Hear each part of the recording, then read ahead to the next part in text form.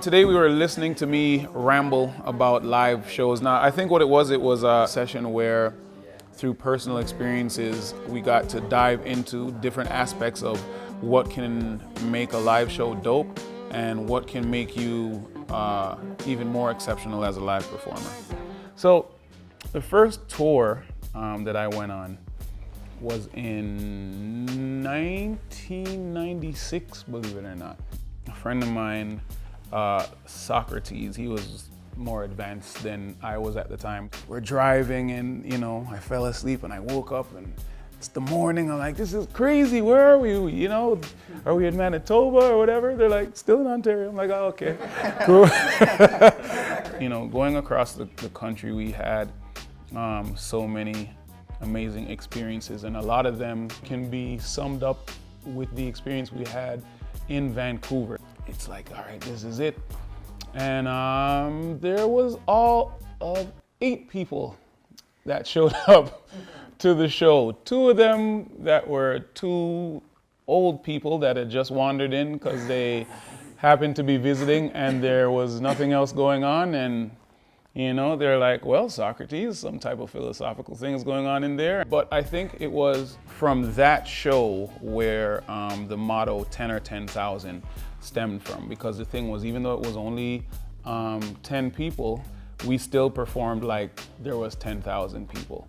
Sometimes what you go on to discover is not only will the promoter think that you guys are amazing and do a better job at getting people out for the next time, but a lot of times what will happen is there's that one guy that really loved your song that's in the back. He's watching you guys and, after might be like, hey, listen, I know this was a pretty shitty show, but you guys are effing amazing. I have this festival that I run that I want you guys to be a part of. He spoke to us, as a fellow artist, and it felt really easy to connect with him and the stories he shared. He spoke about playing bars where there's only 8 people there, or even less sometimes.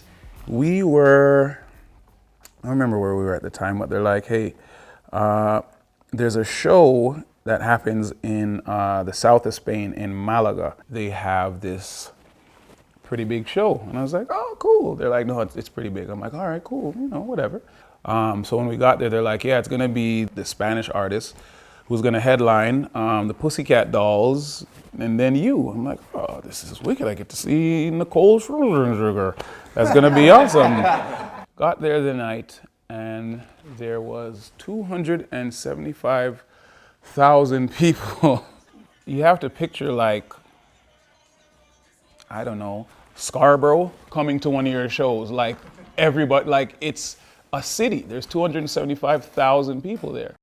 What we do with the 10 or 10,000, or in this case, the 10 or 250,000 people, is that you have to be able to like psych yourself up to deliver the same quality of a performance. But I think what we did was, we did us. You know what I mean? Like we weren't trying to cater our show to the Spanish audience.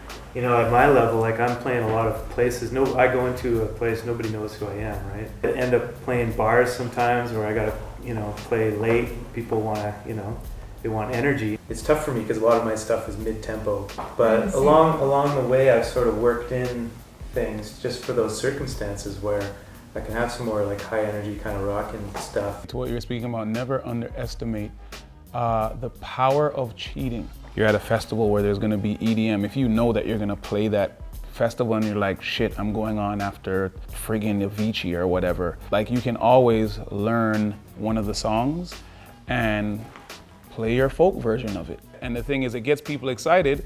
Slip in your own song in there that still has them on that energy wave. They're like, I don't know this song, but I'm excited and I like it. I mean, we do that a lot and people don't even understand the psychology behind it. For me, and again, just a suggestion, but to the ultimate performers to me are the ones that cater to the fans and not cater to themselves.